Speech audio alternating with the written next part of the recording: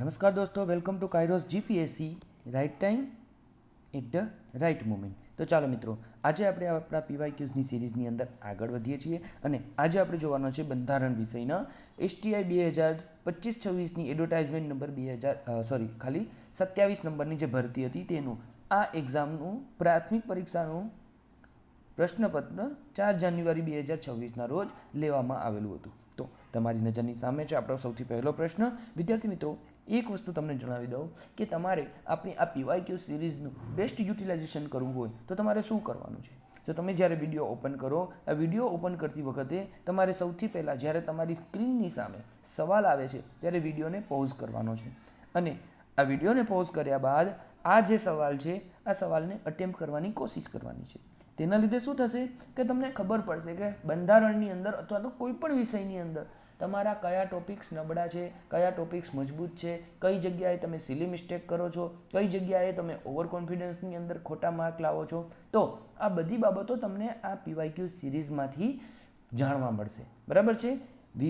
વિડીયોની અંદર જે સ્ક્રીન ઉપર સવાલ આવે ત્યારે એને પોઝ કરવાની છે, ક્વેશ્ચનને અટેમ્પ્ટ કરવાનો છે અને ત્યારબાદ સોલ્યુશન માટે આગળ વિડીયો પ્લે કરવાનો છે. ઓકે, સૌથી પહેલાં તમે આ પ્રશ્નને અટેમ્પ્ટ કરો અને ત્યારબાદ વિડીયોને પ્લે કરો. ચલો. સંસદ સંબંધિત રાજ્ય વિધાનસભાની સંમતિ વિના પણ રાજ્યની સીમાઓમાં ફેરફાર કરી શકે છે. રાજ્યના ક્ષેત્રોમાં ફેરફાર પ્રસ્તાવિત કરતું બિલ ફક્ત રાષ્ટ્રપતિની પૂર્વ ભલામણથી જ રજૂ કરી શકાય છે. ત્રીજું, બંધારણ રાજ્યની સરહદોમાં કોઈપણ ફેરફાર પહેલાં અસરગ્રસ્ત વસ્તીની જનમતની સ્પષ્ટપણે આવશ્યકતા રાખે છે. રાજ્યોના પુનર્ગઠન વિશે નીચેના વિધાનો ધ્યાને આપણે લેવાના છે અને તેમાંથી આપણે સાચા વિધાનો જણાવવાના છે. ચલો, તો આપણે જોઈએ ત્રીજું વાક્ય કે બંધારણ રાજ્યની સરહદોમાં કોઈપણ ફેરફાર પહેલાં અસરગ્રસ્ત વસ્તીના જનમતની સ્પષ્ટપણે આવશ્યકતા રાખે છે. તો વિદ્યાર્થી મિત્રો, આ જનમત એટલે શું છે? જનમત એટલે એક એવું ટૂલ છે. શું છે? એ લોકશાહીનું એક ટૂલ છે કે જેની અંદર તમે તમારા લોકશાહીના શાસિત દેશની અંદર કોઈ પણ વિષય ઉપર લોકોનો શું મત છે તેના ઉપર તમે એક અવાજ, એક લોકોનો જવાબ તમે મેળવવા માટેની તૈયારી કરી શકો. જેમ કે બ્રિટન હતું. આ બ્રિટન જ્યારે યુરોપમાંથી એક્ઝિટ થયું હતું, જેને આપણે શું કહેતા હતા? બ્રેક્ઝિટ. બરાબર છે. તો જ્યારે બ્રિટન યુરોપમાંથી એક્ઝિટ થવું જોઈએ કે નહીં થવું જોઈએ, આ બાબત ત્યાંના લોકોને જનમત દ્વારા પૂછવામાં આવેલી હતી. બરાબર છે. આવી રીતે લોકશાહીનું એક બીજું ટૂલ છે જેને કહેવાય છે રિકોલ. એનો અર્થ એવો થાય છે કે કોઈ એક કેન્ડિડેટને તમે 5 વર્ષ માટે તમારા પ્રતિનિધિ બની અને તમારી ધારાસભામાં મોકલો છો. ધારાસભા એટલે સમજાય છે ને? કેન્દ્રમાં હોય તો સંસદ અને રાજ્યમાં હોય તો વિધાનસભા. પરંતુ જો એ વ્યક્તિ 4.5 મહિનાની અંદર અથવા તો માની લો કે આપણે કહીએ 6 મહિનાની અંદર જ જો એ વ્યક્તિના જે મત વિસ્તારના લોકો છે એમને એવું લાગે છે કે ના, આ વ્યક્તિ આપણો રિપ્રેઝેન્ટેટિવ હોવો જોઈએ નહીં, તો શું બાકીના 4.5 વર્ષ સુધી તે વ્યક્તિને પોતાની સત્તા આપી રાખશે? તે વ્યક્તિને પોતાના રિપ્રેઝેન્ટેટિવ બનાવી શકશે? તો ઘણા બધા દેશોની અંદર રિકોલ દ્વારા, યાદ રાખજો, રિકોલ દ્વારા આ પોતાના પ્રતિનિધિને બદલવાનો એક મોકો આપવામાં આવતો હોય છે. પરંતુ ભારતની અંદર ભારતની વસ્તીને ધ્યાને લેતા નથી રિકોલ અમલમાં આવતું ક્યારેય કે નથી જનમત અમલમાં આવતું. બરાબર. આપણા દેશની અંદર જે વર્તમાનમાં 543 સાંસદ લોકસભાના છે તેઓ જ નક્કી કરી લે છે. અહીંયા જનમતની વાત આપણા બંધારણમાં કોઈ જગ્યાએ કરવામાં આવેલી નથી. આથી ત્રીજું વાક્ય તો આપણું ખોટું છે. ચલો, ત્રીજું વાક્ય ખોટું છે એટલે આપણે શું કરશું? તો કે આપણા આન્સરમાં એ નહીં આવે અને આપણા આન્સરમાં સી પણ નહીં આવે, એટલે કે સી અને ડી નહીં આવે. બરાબર. બીજું વાક્ય જોઈએ. રાજ્યના ક્ષેત્રોમાં ફેરફાર પ્રસ્તાવિત કરતું બિલ ફક્ત રાષ્ટ્રપતિની પૂર્વ ભલામણથી જ રજૂ કરવું જોઈએ. જી હા, બિલકુલ સાચી વાત છે. જે આપણા બંધારણના અનુચ્છેદ 3ની અંદર પણ આપણને જણાવેલું છે. બરાબર છે. બીજું વાક્ય આપણું સાચું છે. અને પહેલું વાક્ય કે સંસદ સંબંધિત રાજ્ય વિધાનસભાની સંમતિ વિના પણ રાજ્યની સીમાઓમાં ફેરફાર કરી શકે છે. સંબંધિત રાજ્ય જે પણ હોય, સપોઝ કરો કે ભાઈ ગુજરાત છે, આ ગુજરાતને મહારાષ્ટ્રમાં બોર્ડરમાંથી અમુક ભાગ મળી જાય તો આના માટે મહારાષ્ટ્રની વિધાનસભાનો કોઈ સંમતિની જરૂર નથી. સો અહીંયા પહેલું અને બીજું બંને વાક્ય સાચા છે. આથી આપણો રાઈટ આન્સર શું બનશે? આપણો રાઈટ આન્સર બનશે ઓપ્શન બી. બરાબર છે. ચાલો, તમે અહીંયા આન્સર પણ જોઈ શકો છો કે અહીંયા લખેલું છે કે અનુચ્છેદ 3ની અંદર જણાવે છે કે the bill has been referred by the president to the legislature of that state for expressing its view thereon within such period as may be specified in the reference or within such further period as the president may allow and the period so specified or allowed has expired. બરાબર છે. હવે અહીંયા અનુચ્છેદ 3 જે છે એ આ અનુચ્છેદ 3 તમારા માટે મહત્વનો થઈ જાય છે. ઓકે, ચાલો નેક્સ્ટ સવાલ તમારી સામે છે. ભારતે સામાજિક રીતે વિવિધતા ધરાવતા લોકતંત્રમાં ઉત્તરદાયિત્વ સુનિશ્ચિત કરવા માટે સંસદીય પ્રણાલી અપનાવી છે. આ વિચારધારાના આધારે પ્રણાલી કેવી રીતે કાર્ય કરે છે તે વિશે નીચેના વિધાનો ધ્યાને લો છો. ઓકે, પહેલાં તો આપણે જોઈ લઈએ કે ભાઈ સંસદીય પ્રણાલી એટલે શું અને તેના અગેન્સ્ટમાં કઈ છે તો કે રાષ્ટ્રપતિ શાસિત પ્રણાલી. બરાબર છે. હવે આનું બેસ્ટ એક્ઝામ્પલ લઈએ તો યુએસએ અને આનું બેસ્ટ એક્ઝામ્પલ લઈએ તો આપણું ભારત અને બીજું એક એક્ઝામ્પલ લેવું હોય તો યુકે. અહીંયા શું થાય કે અહીંયા લોકો પોતાના પ્રતિનિધિને મોકલે, રિપ્રેઝેન્ટેટિવને મોકલે. તેઓ ક્યાં બેસે છે તો કે તેઓ જે તે સ્થળે ધારાસભામાં બેસે છે. બરાબર છે. હવે ધારાસભામાં એટલે આપણે એવું કહીએ કે ભારતની લોકસભાની અંદર, અથવા તો આપણે સંઘીય વ્યવસ્થા હોવાથી આપણી પાસે 2 સદન છે, અથવા તો આપણે એને કહીએ સંસદમાં બેસે છે. હવે લોકસભામાં જેને બહુમતી મળે, આ જેની પાસે બહુમતી હોય તે શેની રચના કરે?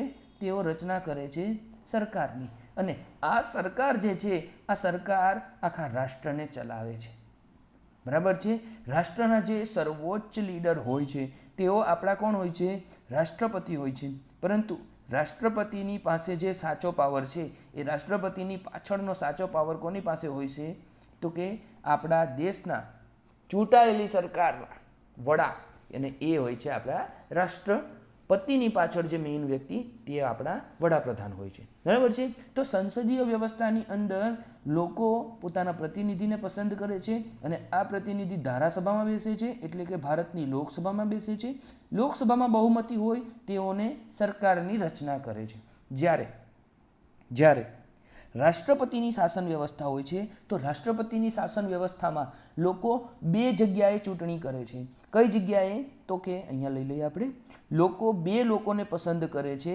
પહેલાં તો ધારાસભાના લોકોને, કે કોણ પોતાના માટે કાયદા બનાવશે. બરાબર. અને બીજું કે કોણ સરકાર ચલાવશે. એટલે કે અમેરિકાની અંદર અમેરિકાના લોકો ત્યાંના ધારાસભા એટલે કે ત્યાંના એમપી જે હોય છે એ એમપીના ઇલેક્શન માટે પણ વોટિંગ કરે છે અને રાષ્ટ્રપતિના ઇલેક્શન માટે પણ વોટિંગ કરે છે. કારણ કે સાચો પાવર ત્યાં કોની પાસે હોય છે? રાષ્ટ્રપતિ પાસે હોય છે. બરાબર છે. હવે આ રાષ્ટ્રપતિ અને ધારાસભાને કંઈ લાગતું વળગતું નથી. જે સાચો પાવર છે એ રાષ્ટ્રપતિ પાસે હોય છે.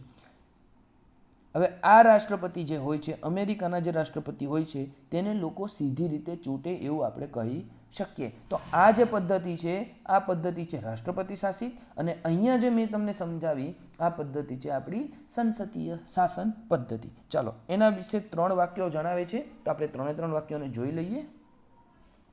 પ્રથમ, કારોબારી વિધાન પ્રંદર પ્રત્યે જવાબદાર અને જવાબદારી નિભાવવાને બાધ્ય રહે છે. હવે અહીંયા એક વસ્તુ યાદ રાખજો કે અહીંયા સરકારની રચના ક્યારે હોય? જ્યાં સુધી અહીંયા બહુમતી હોય. બહુમતી કઈ જગ્યાએ? લોકસભામાં. બરાબર છે. લોકસભામાં વર્તમાનમાં ભારતમાં 543 સીટ છે, એટલે કે તમારે ઓછામાં ઓછી 272 સીટો જોઈએ. જો તમારી પાસે 272 સીટો ના હોય તો શું થાય? તમારી સરકાર ગબડી જાય.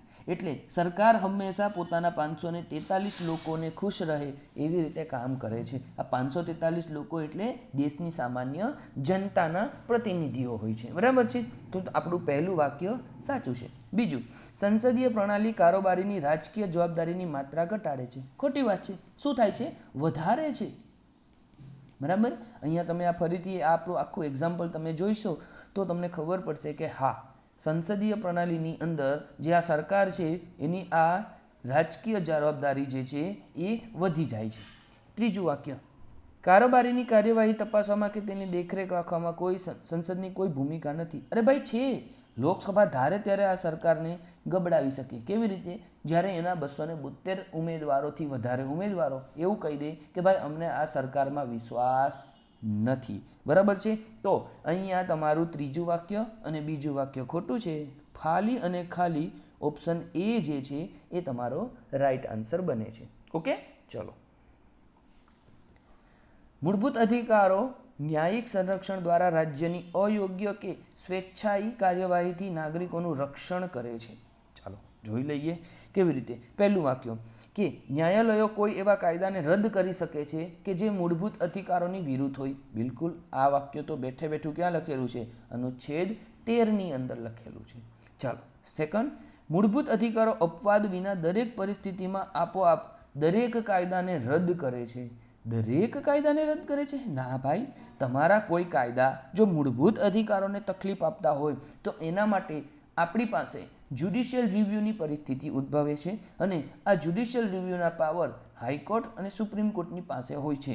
તેઓ જણાવે છે કે ભાઈ આ જે તે કાયદો જે છે એ કાયદો ભારતના નાગરિકોના મૂળભૂત અધિકારોને હનન કરે છે, તો અમે આ કાયદાની જે તે XYZ જોગવાઈ છે તેને શું કરીએ છીએ?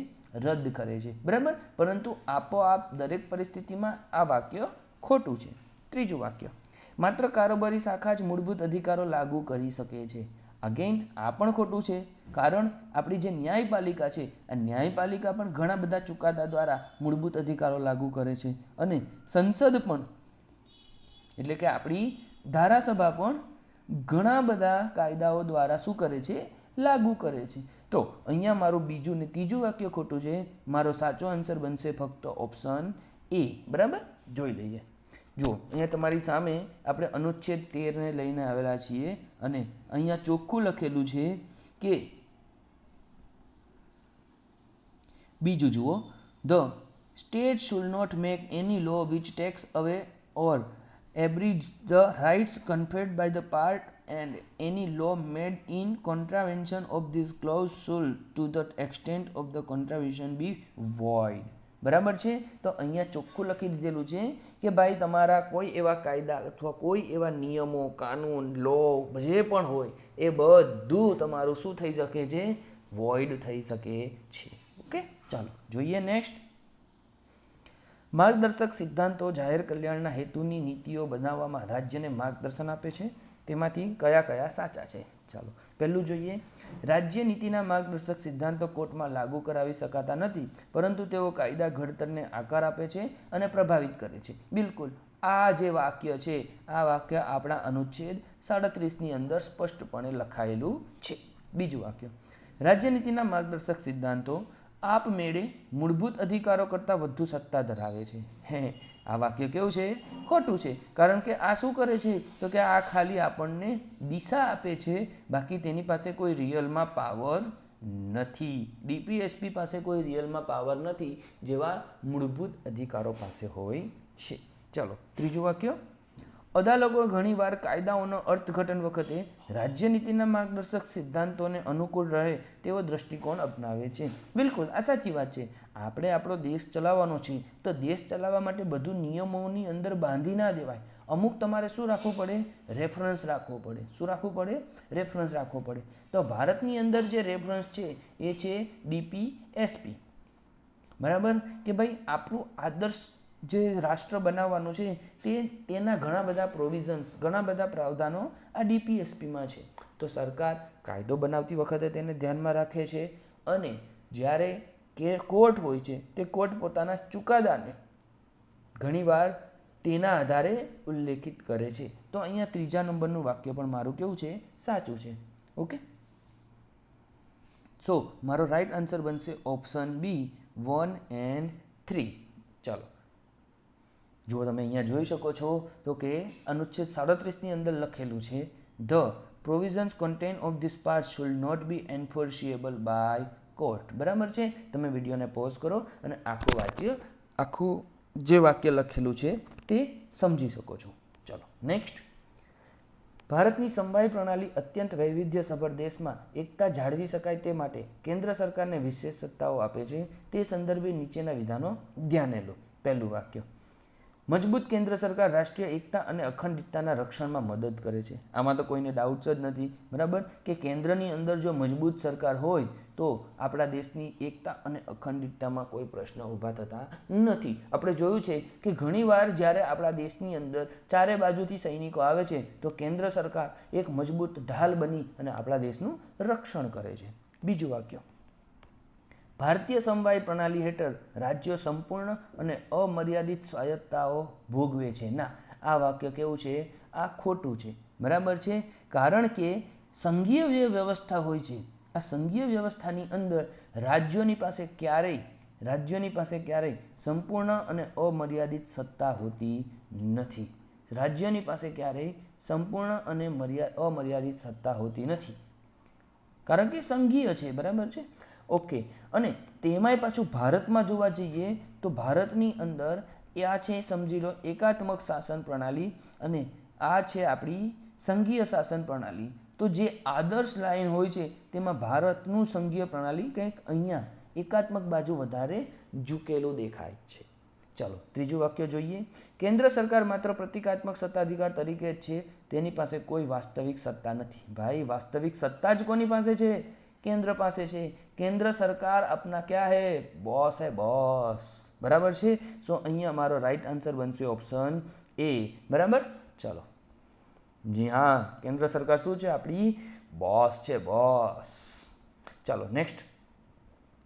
भारत में महिला अनामत सुधारा विषे नीचेना विधानों ध्याने लो. जो तमे आनी पहलाना आपणा पीवायक्यूज जोया हशे तो तमने आइडिया आवशे कि करंट अफेर्सनी अंदर जे पण वस्तु चाले छे ते ज वस्तु तेओ कॉन्सेप्टनी अंदर तथा फैक्च्युअल तरीके जे ते सब्जेक्टमांथी उपाड़ी ले छे. सो अहींया पण सेम वस्तु सेम सवाल तमारो पूछायेलो छे.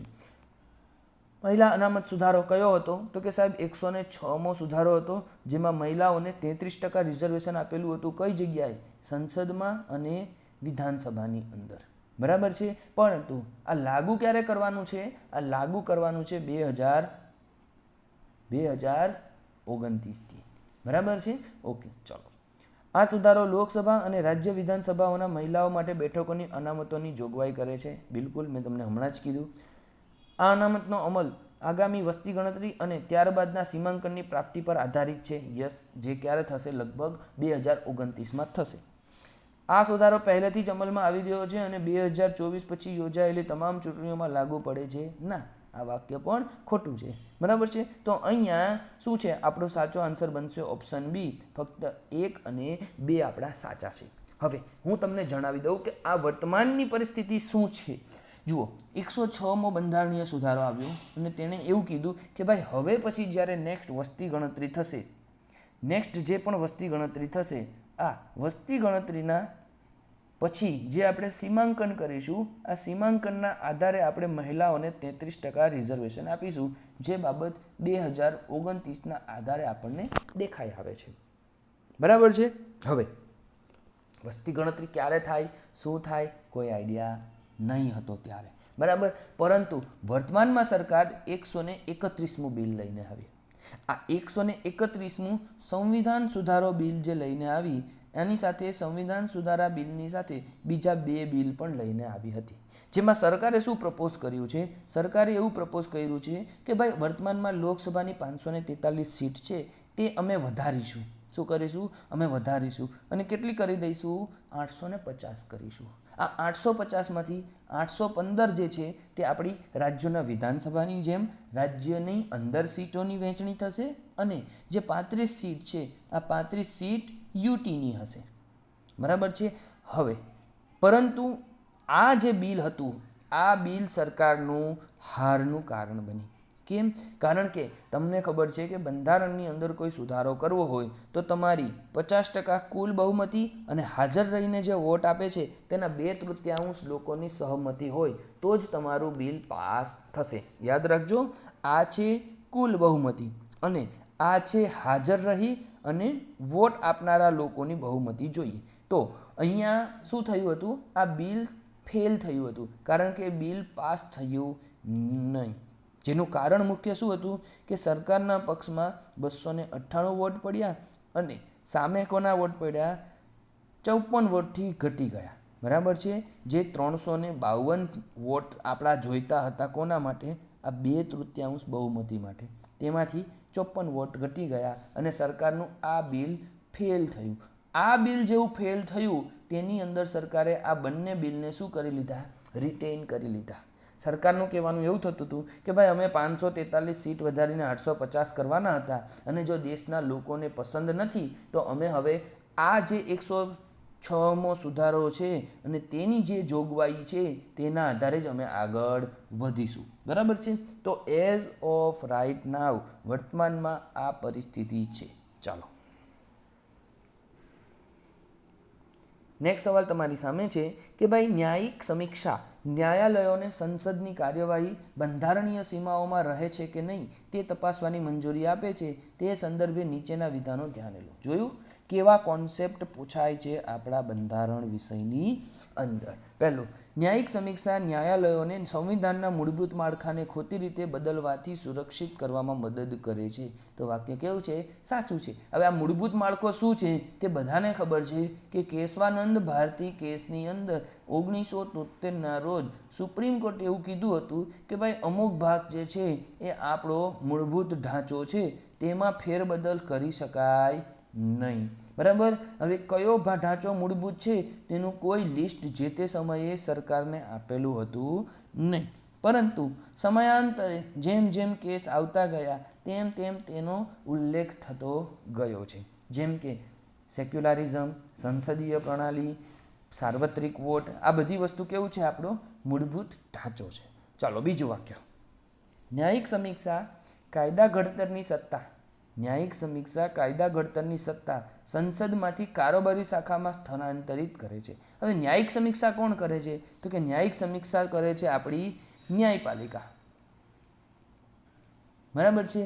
અને એ કાયદા ઘડતરની સત્તા કોની પાસે છે, સંસદ પાસે છે. તેમાં કારોબારી શાખાનો ઉલ્લેખ કરવાનો કોઈ જરૂર જ નથી. સો અહીંયા મારું બીજું વાક્ય ખોટું છે અને પહેલું વાક્ય સાચું છે. So my right answer will be option એ.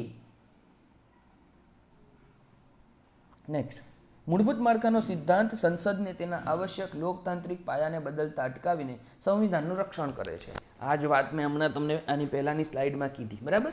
ચલો પહેલું વાક્ય, આ સિદ્ધાંત માટે જરૂરી છે કે દરેક બંધારણીય સુધારાને સૌપ્રથમ વિદેશી સંસ્થાઓ દ્વારા મંજૂર કરવામાં આવે છે. ખોટી વાત ભાઈ. આપણો દેશ કેવો છે, સંપ્રભુ છે. હમ જો હોંગે અબ હમારા દેશ મેં હી હોંગે, બરાબર છે.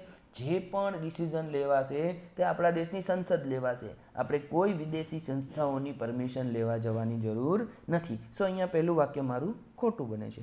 બીજું વાક્ય, આ સિદ્ધાંતની ગેરહાજરીમાં સંસદ, કયા સિદ્ધાંતની ગેરહાજરીમાં, મૂળભૂત માળખાના સિદ્ધાંતની ગેરહાજરીમાં સંસદ ન્યાયિક સ્વતંત્રતા કે મુક્ત ચૂંટણીઓ જેવા મૂળભૂત લોકતાંત્રિક મૂલ્યોને પણ દૂર કરી શકે છે. બિલકુલ પોસિબલ છે. જે વસ્તુ અત્યારે વર્તમાનમાં પાકિસ્તાનમાં થઈ રહી છે. પાકિસ્તાનની અંદર જે આર્મી છે, આ આર્મી શું કરી રહી છે, તો કે બંધારણીય સુધારા કરી રહી છે. અને આ બંધારણીય સુધારાથી સૌથી વધારે મજબૂત કોણ બની રહ્યું છે, પાકિસ્તાનની આર્મી બની રહી છે. કારણ કે પાકિસ્તાનની ન્યાયપાલિકા પાસે ભારત જેવા જ્યુડિશિયલ રિવ્યૂના પાવર અને શક્તિઓ નથી. ઓકે, સો અહીંયા બીજું વાક્ય સાચું છે, પહેલું વાક્ય ખોટું છે. My right answer will be option B. Next, સહકારી સમવાય તંત્ર રાષ્ટ્રીય નીતિઓનું ઘડતર કરતી વખતે કેન્દ્ર અને રાજ્ય વચ્ચેનું સંકલન સુધારવામાં મદદ કરે છે. તે સંદર્ભે નીચેના વિધાનો ધ્યાને લો. ચલો પહેલું વાક્ય, રાજ્યો કેન્દ્રને સામેલ કર્યા વિના સંપૂર્ણપણે પોતાના પર તમામ મુખ્ય કર લાદી અને બદલી શકે છે.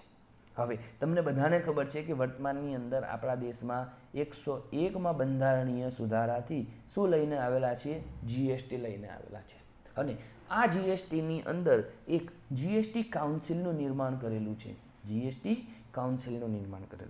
જીએસટી કાઉન્સિલના નિર્માણની અર્થ એવો થાય કે અહીંયા અમુક લોકો આવશે.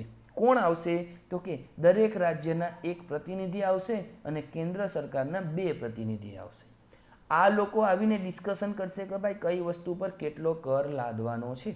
કઈ સેવા ઉપર કેટલો કર અને કઈ વસ્તુ ઉપર કેટલો આપણે ટેક્સ ઉઘરાવવાનો છે. હવે આ ડિસિઝનમાં બધા સાહેબ એક રીતે તો હા પાડે ના પાડે કંઈ જ કહેવાય નહીં. એટલે આપણે શું કરવું પડે? આપણે મતદાન કરવું પડે. તો અહીંયા જે જીએસટી કાઉન્સિલ છે, આ જીએસટી કાઉન્સિલની અંદર તમારે કોઈ ડિસિઝન લેવા હોય તો તમારે 3/4 વોટિંગ જોઈએ. સાહેબ 3/4 એટલે 3/4 બોલે તો 75% વોટ જોઈશે. જેમાંથી રાજ્યો જે છે એ ટોટલ રાજ્યો ભેગા થાય તો ટોટલ રાજ્યો પાસે 2/3 એટલે કે લગભગ 66.66% મતદાનના પાવર છે અને કેન્દ્ર એકલા પાસે 1/3 એટલે કે 33.33% પાવર છે. એનો મતલબ શું થાય કે 75% ડિસિઝન માટે એકલા રાજ્યો પણ કંઈ નથી કરી શકતા કે એકલું કેન્દ્ર પણ કંઈ કરી શકતું નથી. સો અહીંયા શું કહે છે કે રાજ્યો કેન્દ્રને સામેલ કર્યા વિના સંપૂર્ણપણે પોતાના પર કર લાખી અને બદલી શકે છે. એ વાક્ય કેવું છે? પોસિબલ નથી. આ વાક્ય શક્ય નથી. કોના આધારે? લોકોના વોટિંગ પાવરના આધારે. ઓકે, ચાલો બીજું વાક્ય. જીએસટી પરિષદ એક એવા આધાર તરીકે કાર્ય કરે છે જ્યાં કેન્દ્ર અને રાજ્યો બંને સાથે મળીને કરવેરા સંબંધિત નિર્ણયો લે છે. મેં તમને હમણાં જ કીધું કે આની પાસે 66.66% પાવર અને અહીંયા 33.33% પાવર. એમ મળી અને ઓછામાં ઓછા 75% પાવરનો જે ક્રાઇટેરિયા છે તે ફિલઅપ કરે છે. બરાબર? ચલો, એટલે બીજું વાક્ય આપણું કેવું છે? સાચું છે. ત્રીજું વાક્ય. કેન્દ્ર સરકાર રાજ્યોને કોઈપણ પ્રકારનો નાણાકીય સહકાર સંપૂર્ણપણે નકારી શકે છે. હવે આ વાક્ય છે ને આપણને સાચું લાગશે, પરંતુ ખરેખર સાચું નથી. કારણ કે આપણા દેશમાં કેન્દ્ર સરકારની જવાબદારી છે કે કોઈ પણ રાજ્યને ફેલ થતું અટકાવે. બરાબર? અને ફેલ થતું અટકાવવામાં ફક્ત સુરક્ષાની જ વાત નથી, અહીંયા નાણાકીય વાતો પણ મહત્વની છે. સો મારો રાઈટ આન્સર ખાલી અને ખાલી ઓપ્શન બી જે છે એ જ અહીંયા મને દેખાય છે. ચાલો વિદ્યાર્થી મિત્રો, તમારી નજરની સામે આપણે જીએસટીની જે જીએસટી કાઉન્સિલ છે તેના વિશે ડિટેલમાં વાત કરેલી છે કે તેનું કોરમ કેવું છે, એનું હેડક્વાર્ટર ક્યાં છે, તેનું વેઇટેજ કેટલું છે, બરાબર, તેના ડિસિઝન કેવી રીતે લેવાય છે, તેનો કોમ્પોઝિશન એટલે કે તેની અંદર કોણ કોણ આવે છે, બરાબર, અને કોણ ભાગ લે છે, તેના પાવર શું છે, આ બધી જ વસ્તુ આ સ્લાઇડમાં તમારી સામે છે. તો વિડીયોને પોઝ કરો અને દરેક વસ્તુ તમે શાંતિથી વ્યવસ્થિત રીતે વાંચો એવી મારી અપેક્ષા છે. નેક્સ્ટ, 73મો બંધારણીય સુધારો અધિનિયમ 1992. લોકશાહી વિકેન્દ્રીકરણ અને ગ્રામ સ્વરાજના ઉદ્દેશને સાકાર કરવા માટે સંવિધાનમાં ભાગ 9માં દાખલ કર્યો. તે સંદર્ભે નીચેના વિધાનો ધ્યાને લો. ચાલો, ઓકે. પહેલું વાક્ય. સ્થાનિક સ્વશાસન પ્રતિનિધિઓને સમુદાય પ્રત્યે સીધા જવાબદાર બનાવીને તેમના ઉત્તરદાયિત્વને મજબૂત કરે છે. સાચી વાત છે ને? બિલકુલ સાચી વાત છે સાહેબ.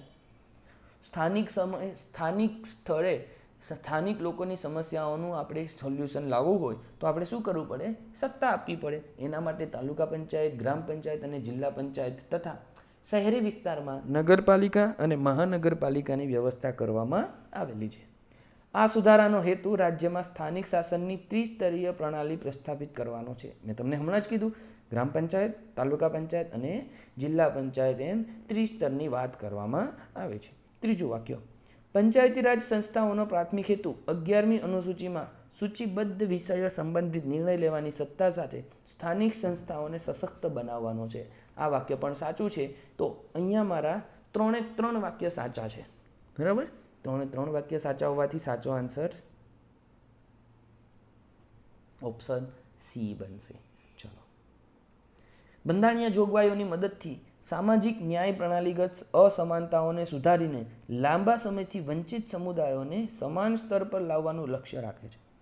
બંધારણની જોગવાઈ શું કહે છે કે ભાઈ જેની સાથે વર્ષોથી કંઈક ભેદભાવ થયો છે અથવા તો જેનો વિકાસ થયો નથી, તો અત્યારે બંધારણ એવા સમુદાયના ઉદ્દેશ માટે, એના ઉદ્ધાર કરવા માટે શું કરે છે તો કે વિશેષ રીતે તેમને મદદ પહોંચાડે છે. તેના સંદર્ભમાં વાક્યો છે કે આ વિધાન ભેદભાવ ન કરવાના મૂળભૂત સિદ્ધાંત અને અનામતનું પ્રાવધાન કે જેને કહેવાય છે પોઝિટિવ ડિસ્ક્રિમિનેશન, સુરક્ષાત્મક ભેદભાવ માટેના જોગવાઈ વચ્ચેના બંધારણના સંતુલનને ચોક્કસ રીતે પ્રતિબિંબિત કરે છે. તો અહીંયા બંને વાક્ય સાચું છે. કારણ શું છે? કારણ કે આપણા દેશની અંદર છે ને એક અનુચ્છેદ 14 લખેલો છે. હવે આ 14ને જો તમે જોશો તો 14ની અંદર એવું કહેવામાં આવેલું છે, શું છે કે ભાઈ કાયદા સામે બધા કેવા છે, બધા લોકો સમાન છે. પરંતુ અહીંયા છે એક વસ્તુનું ટ્વિસ્ટ છે કે આ જે અનુચ્છેદ 14 છે આની અંદર મૂળભૂત 2 સિદ્ધાંતો તમને જોવા મળશે. પહેલું તો આ કાયદાની સામે સમાનતા, બરાબર છે, પરંતુ બીજું એવું પણ કહેવા માંગે છે કે કાયદાનું સમાન રક્ષણ, કાયદાનું સમાન રક્ષણ, બરાબર. ખૂબ ડિટેલમાં આ કોન્સેપ્ટ સમજવાની જરૂર છે કે અનુચ્છેદ 14ની અંદર મૂળભૂત સિદ્ધાંત કે કોઈની સાથે ભેદભાવ ન થવો જોઈએ, એટલે કે કાયદાની સામે બધા કેવા રહેવા જોઈએ, સમાન રહેવા જોઈએ. અને એની સાથે સાથે આપણે અનામતનું પ્રાવધાન એટલે કે સુરક્ષાત્મક ભેદભાવ કે જેનો અર્થ કાયદાનું સમાન રક્ષણ પણ આપણે કરવાનું છે, એ બાબત અહીંયા આપણને સ્પષ્ટ થાય છે. ચાલો બીજું વાક્ય જોઈશું. હકારાત્મક કાર્યવાહી મુખ્યત્વે મૂળભૂત અધિકારો અપવાદ રૂપે અનુચ્છેદ 14 સિવાય દ્વારા લાગુ કરવામાં આવે છે અને ભારતીય બંધારણ રાજ્યનીતિના માર્ગદર્શક સિદ્ધાંતો અને મૂળભૂત અધિકારો બંને દ્વારા સામાજિક ન્યાય માટે જોગવાઈ કરે છે. યસ, આપણું રાજ્ય કેવું છે, વેલફેર સ્ટેટ છે અને આ વેલફેર સ્ટેટના કારણે આપણે આવી જોગવાઈઓ કરેલી છે. સો અહીંયા મારો રાઈટ આન્સર શું બનશે, ઓપ્શન સી 1 અને 2 બંને. ચાલો નેક્સ્ટ. ઔપચારિક સમાનતાથી વાસ્તવિક સમાનતા તરફનું પરિવર્તન એ સમાન વ્યવહારમાંથી પ્રસ્થાપિત અસમાનતાઓને સુધારવા માટે સમાનતા આધારિત સુધારા તરફનો બદલાવ દર્શાવે છે. કયું તર્ક ભારતના સામાજિક બંધારણીય સંદર્ભમાં વાસ્તવિક સમાનતા શા માટે આવશ્યક છે તે શ્રેષ્ઠ રીતે વ્યક્ત કરે છે? સાહેબ, આ એક વાક્યનો સવાલ પરીક્ષાની અંદર અમારું મગજ ખરાબ કરી નાખે છે. વિદ્યાર્થી મિત્રો, ગુજરાતીની અંદર જ્યારે સવાલો પૂછાય છે ત્યારે થોડું મગજ ખરાબ થવાનું જ છે, કારણ કે આ સુપર ક્લાસ 3ની એક્ઝામ છે અને સુપર ક્લાસ 3ની એક્ઝામમાં આપણી પાસે ઇંગ્લિશમાં સવાલો આવતા નથી. અહીંયા શું મદદ આવે છે, અહીંયા મદદ આવે છે પીવાયક્યુઝ, અને આ પીવાયક્યુઝ માટે તમારે જોડાયેલા રહેવાનું છે. કોની સાથે? કાયરોઝ જીપીએસસી સાથે, બરાબર. તમારા બીજા જે મિત્રો છે તેમને પણ આ શેર કરો અને તેની જિંદગીની અંદર તેમને પરીક્ષા પાસ કરવામાં પણ તમારું યોગદાન આપો. ચાલો આપણે પહેલાં તો સવાલને સમજીએ કે ભાઈ ઔપચારિક સમાનતાથી વાસ્તવિક સમાનતા તરફનું પરિવર્તન, કે નામ માત્રની જે સમાનતા છે તેના બદલે આપણે કેવી સમાનતા તરફ, વાસ્તવિક સમાનતા તરફનું જે આપણું પરિવર્તન છે એ સમાન વ્યવહારમાંથી પ્રસ્થાપિત અસમાનતાઓને સુધારવા માટે સમાનતા આધારિત સુધારા તરફનો બદલાવ દર્શાવે છે. આપણે એવું કહીએ છીએ કે ભાઈ કોઈની સાથે ભેદભાવ થવો જોઈએ નહીં, પરંતુ એ ઓન પેપર ભેદભાવની વાત થાય છે. શું ખરેખર સમાજની અંદર ભેદભાવ મટી ગયો છે? તો આ આપણને દેખાતું નથી. એટલે કહેવાય છે કે સમાન વ્યવહારમાંથી પ્રસ્તાવિત અસમાનતાઓને દૂર કરવા માટે અથવા તો સુધારવા માટે સમાનતા આધારિત સુધારા તરફનો બદલાવ દર્શાવે છે. કયું તર્ક ભારતના સામાજિક બંધારણીય સંદર્ભમાં વાસ્તવિક સમાનતા શા માટે? હવે એવું કહેવાય છે કે ભાઈ સમાજની અંદર સમાનતા લાવવી કેમ જરૂરી છે? સમાજની અંદર આ સમાનતા લાવવી કેમ જરૂરી છે? અને એ કઈ સમાનતા છે? વાસ્તવિક સમાનતાની વાત કરે છે, ઔપચારિકતાની વાત કરતું નથી. ઓકે, આઈ હોપ તમે લોકો આ સવાલને હવે સમજી શક્યા હશો. ચલો તો તેના આપણે ઓપ્શન જોઈએ. પહેલું, વિશેષાધિકૃત જૂથોને મહત્તમ સમર્થનની જરૂર છે. બીજું, સમાનતા માત્ર સંપત્તિ પર આધારિત હોવી જોઈએ. આ વાક્ય તો બધા એલિમિનેટ કરી શકો, કારણ કે ખાલી સંપત્તિ ઉપર સમાનતા હોવી જોઈએ નહીં. ત્રીજું વાક્ય, બધા જૂથોને સમાન પરિણામો મળવા જોઈએ. ના, આ વાક્ય પણ ખોટું છે. જેવી જેની મહેનત, બરાબર, જેવું જેનું કામ પ્રત્યેનું લગન. અને ચોથું વાક્ય, માત્ર ઔપચારિક સમાનતા દ્વારા ઐતિહાસિક ન્યાય સુધારી શકાતો નથી. બસ આ એક વાત બહુ મહત્વની છે કે જે ભારતની અંદર અનામતના પ્રાવધાન અને જે પણ આપણે હમણાં જોયા સુરક્ષાત્મક ભેદભાવ તેને પ્રતિબિંબિત કરે છે. ઇન શોર્ટ, આ વાક્યનો કહેવાનો અર્થ એવો છે કે ભાઈ તમે શિક્ષણમાં બધાની માટે સરખું કરી દીધું, બરાબર છે, પણ કોઈ વ્યક્તિએ પોતાનું આખું બાળપણ મજૂરીમાં અને મહેનત કરીને વિતાવેલું હોય અને સાથે સાથે તે અભ્યાસ કરતું હોય, જ્યારે કોઈ ધનવાન લોકો હોય અથવા તો ધનવાન પરિવારમાંથી બિલોંગ કરતું હોય, એ વ્યક્તિએ પોતાનું જીવન ખાલી એજ્યુકેશન સાથે મોકલેલું હોય, તો આ વ્યક્તિ હંમેશા આગળ જ રહેવાના ચાન્સીસ વધારે છે. જેથી અહીંયા આપણે શું કરવું જોઈશે? સુરક્ષાત્મક ભેદભાવ કરવો જોઈશે.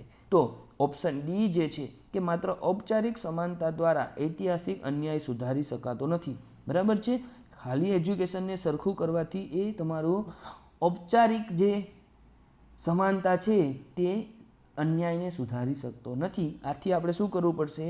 આપણે વાસ્તવિક સમાનતા તરફ આગળ વધવું પડશે. So my right answer will be option D. ભારતીય સંવિધાનને ઘણીવાર વિવિધ સ્ત્રોતોમાંથી મેળવેલ જ્ઞાનના દસ્તાવેજ તરીકે વર્ણવવામાં આવે છે, જેમાં વિવિધ દેશોમાંથી સાબિત થયેલી બંધારણીય પ્રથાઓનો સમાવેશ કરવામાં આવ્યો છે, પરંતુ તેને ભારતીય જરૂરિયાતોને અનુરૂપ બનાવવામાં આવે છે. તે સંદર્ભે નીચે વિધાનો ધ્યાને લો. એવું કહેવાય છે કે આપણા દેશના બંધારણ ઘડવૈયાઓ જે હતા, 200 કેટલા હતા? છેલ્લે 299 થયા હતા અને સહી કરેલી હતી 284 લોકોએ. આ 284 લોકો માટે 7 લોકોએ ડ્રાફ્ટ તૈયાર કરેલું હતું. બરાબર? અને આ 7 લોકોની જે સમિતિ હતી, એટલે કે જે ડ્રાફ્ટિંગ સમિતિ હતી, એના જે અધ્યક્ષ હતા એ અધ્યક્ષ BR આંબેડકર હતા. હવે આ લોકોએ 60 દેશોનું જે સંવિધાન હતું તેનો અભ્યાસ કરેલો હતો અને તેમાંથી રેફરન્સ લઈ ભારતની પરિસ્થિતિ પ્રમાણે તેમાં સુધારા વધારા કરેલા હતા. બરાબર? ચાલો, તો સંસદના સંયુક્ત સત્ર માટેની જોગવાઈ ઓસ્ટ્રેલિયાના બંધારણમાંથી આપણે લીધી છે. અનુચ્છેદ 21માં કાયદા દ્વારા સ્થાપિત પ્રક્રિયાની વિભાવના શરૂઆતમાં વિધાનસભાની સર્વોપરિતા જાળવવા માટે જાપાનના બંધારણમાંથી અપનાવવામાં આવી છે. અને ત્રીજું, ભારત દ્વારા કેબિનેટ પ્રણાલી UK દ્વારા અપનાવવામાં આવી છે. તો અહીંયા કયા કયા વાક્ય સાચા છે? અહીંયા 3 વાક્ય સાચા છે. બરાબર? સાહેબ, આ કેવી રીતે ખબર પડે? તો એના માટે તમારે ડિટેલમાં અભ્યાસ કરવો પડશે કે borrowed features of Indian constitution આપણે કઈ જગ્યાએથી શું શું લઈને આવેલા છે. પાર્લામેન્ટરી સિસ્ટમ ક્યાંથી લીધી, ગવર્મેન્ટ ઓફ ઇન્ડિયામાંથી શું લીધું, બ્રિટિશ કોન્સ્ટિટ્યુશનમાંથી આપણે શું લીધું. બરાબર? સિંગલ સિટીઝન આપણે ક્યાંથી લીધી, ઇન્ટિગ્રેટેડ જ્યુડિશરી ક્યાંથી લીધી, ઓસ્ટ્રેલિયામાંથી શું લીધું, કેનેડામાંથી શું લીધું, આયરિશ જે આયર્લેન્ડ છે ત્યાંથી શું લીધું આપણે, જાપાનમાંથી શું લીધું. બરાબર? અને એવી જ રીતે યુએસમાંથી આપણે શું લીધું, વૈમર એટલે જર્મનીનું જે વર્તમાન છે તેના પહેલાંનું જે સંવિધાન હતું તેમાંથી આપણે શું લીધું, અને સાઉથ આફ્રિકાના બંધારણમાંથી પણ આપણે શું લીધું છે, ફ્રાન્સમાંથી શું લીધું, રશિયામાંથી શું લીધું. આ બધી બાબતો તમને એક આઈડિયા હોવી જોઈએ. બરાબર છે? તો તમે જ્યારે આ PPT જોશો તો આ બાબતો ડિટેલમાં અભ્યાસ કરી લેજો. ચલો નેક્સ્ટ, અનુચ્છેદ 32 નાગરિકોને તેમના મૂળભૂત અધિકારોનું ઉલ્લંઘન થાય તો સર્વોચ્ચ ન્યાયાલયનો સંપર્ક કરવાની સત્તા આપે છે. તેના માટે કયા વિધાનો સાચા છે? પહેલું, નાગરિકોને તેમના મૂળભૂત અધિકારો લાગુ કરવા માટે સીધા સર્વોચ્ચ ન્યાયાલયમાં રીટ અરજીઓ દાખલ કરવાનો અધિકાર છે. વાક્ય કેવું છે? સાચું છે. બીજું વાક્ય, મૂળભૂત અધિકારો લાગુ કરવા માટે નાગરિકો વડી અદાલતને અરજી કરી શકે છે. હવે વાક્ય તો તમને કેવું લાગશે? સાહેબ, સાચું છે. પરંતુ એક વસ્તુ યાદ રાખવાની છે, ખાલી આના ઉપરથી આપણે એને સાચું કહેવાનું નથી. આપણે રેફરન્સમાં શું રાખવાનું છે? સવાલની હેડલાઇન યાદ રાખવાની છે. શું પૂછે છે કે અનુચ્છેદ 32ની અંતર્ગત તમારે આ બાબતનો ઉલ્લેખ કરવાનો છે. હવે 32ની અંદર ક્યાંય તમારા આ વડી અદાલતની કોઈ વાત કરવામાં આવી નથી. આથી સેન્ટેન્સ આ જે સવાલ છે તેના કન્ટેક્સ્ટની અંદર કેવું થાય છે? ખોટું સાબિત થાય છે. So my right answer will be only option A. બરાબર છે? બીજું કેમ ખોટું છે એ તમને ખબર પડી ગઈ.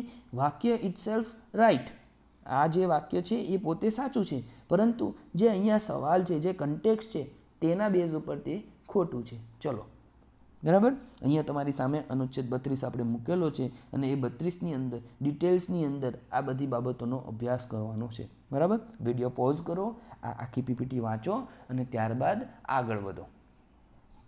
નેક્સ્ટ, ભારત સત્તાના વિભાજનનો અમલ કરે છે, પરંતુ સાથે જ સરકારી શાખાઓ વચ્ચે સંસ્થાકીય નિયંત્રણો અને થોડી ઘણી અંશતઃ સમાનતા પણ મંજૂર કરે છે.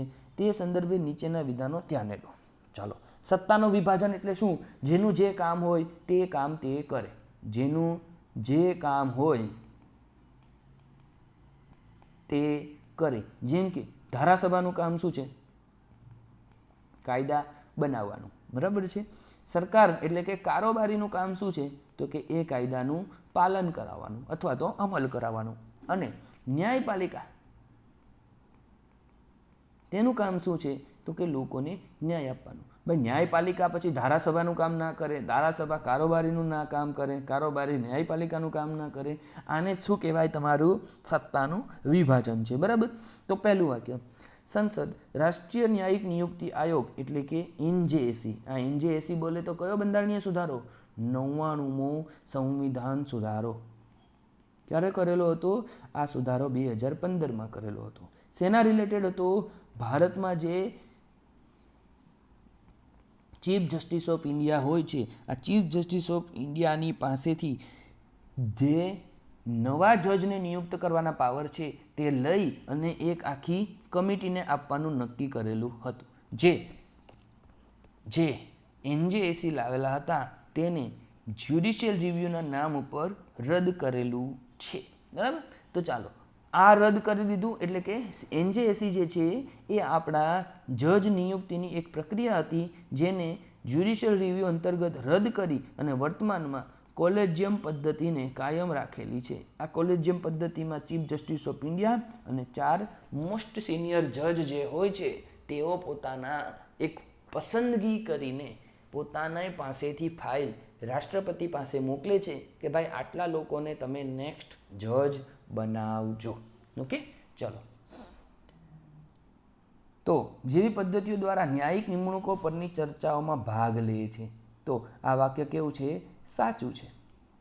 બીજું વાક્ય, સર્વોચ્ચ અદાલત ચુકાદાઓ કાયદા બનાવી શકે છે. હા, આપણે આ વસ્તુ ઘણી વાર જોઈ છે કે ભાઈ અહીંયા શક્યતા બતાવેલી છે. જેમ કે આપણે એક વાત સમજીએ, એક પોસ એક્ટ બનાવેલો છે. કયો એક? પોસ એક્ટ 2013 કે ભાઈ કામના સ્થળે સ્ત્રીઓ સાથે ભેદભાવ, હેરાનગતિ, હેરેસમેન્ટ જેવું કંઈ થવું જોઈએ નહીં. તો આ જ બાબત છે, આ બાબત સરકારને વિશાખા ગાઈડલાઇન સ્વરૂપે સુપ્રીમ કોર્ટ દ્વારા ક્યારે 1998-99ની અંદર કહેવામાં આવેલી હતી, જે આગળ જતાં શું બન્યો? એક પ્રકારનો કાયદો બન્યો. તો અહીંયા મારા બંને વાક્ય સાચા છે. Option she will be my right answer. બરાબર, ઓપ્શન સી. ચલો નેક્સ્ટ. ઉપરાષ્ટ્રપતિનું રાજ્યસભાના હોદ્દે જોગ સભાપતિ તરીકેનું પદ ઉપલા ગૃહમાં પ્રક્રિયાગત તટસ્થતા સુનિશ્ચિત કરવા અને વિચાર વિમર્શના સંતુલનને જાળવવાના ઇરાદાપૂર્વકના બંધારણીય પ્રયાસને પ્રતિબિંબિત કરે છે. કયો તર્ક આ માળખાકીય પસંદગીને શ્રેષ્ઠ રીતે વ્યક્ત કરે છે? ચલો સમજી ગયા કે ભાઈ ઉપરાષ્ટ્રપતિનું પદ જે છે તે બાય ડિફોલ્ટ રીતે રાજ્યસભાના સભાપતિ તરીકે સ્થાન કરે છે. પહેલું, ઉપરાષ્ટ્રપતિ દ્વારા રાજ્યસભાને નિયંત્રિત કરવી આવશ્યક છે. ભાઈ ગમે તે વ્યક્તિ કરી શકે, એવું જરૂરી થોડું છે કે ઉપરાષ્ટ્રપતિને જ કરી શકે. આ આપણું રાઈટ તર્ક લાગતું નથી. બીજું, તે લોકસભાને નબળી પાડે છે. વાત જ રાજ્યસભાની થાય છે તો અહીંયા લોકસભાનો કોઈ ઉલ્લેખની જરૂર નથી. તે સંસદીય જવાબદેહી ઘટાડે છે. ખોટી વાત છે. સંસદની જવાબદેહી એમ પણ રાજ્યસભાના આધારે નહીં પરંતુ લોકસભા અને સરકારના આધારે વધી જાય છે. બરાબર છે. અહીંયા કોઈ એનો પણ ઉલ્લેખ નથી દેખાતો. ચોથું વાક્ય, રાજ્યસભાને સીધી રાજકીય હરીફાઈ વિના તટસ્થ પ્રમુખ અધિકારીની જરૂર છે. યસ, કારણ કે એ શું છે? રાજ્યસભા છે. આપણા દેશના જેટલા પણ રાજ્યો છે તેઓ આપણી સંઘીય વ્યવસ્થાની અંદર રાજ્યોનું પ્રતિનિધિત્વ કરે છે. કોનું પ્રતિનિધિત્વ કરે છે? રાજ્યનું પ્રતિનિધિત્વ કરે છે. બરાબર. My right answer will be option D. Next, ભારતમાં આંતરરાજ્ય નદી જળ વિવાદો વિશે નીચેના વિધાનો ધ્યાને લો. કાવેરી વિવાદમાં બહુવિધ રાજ્યો સામેલ છે અને ત્યાંનું ન્યાય નિર્ણયન ટ્રિબ્યુનલો તેમજ સર્વોચ્ચ અદાલત દ્વારા કરવામાં આવ્યું છે. વાક્ય કેવું છે? બિલકુલ સાચું છે.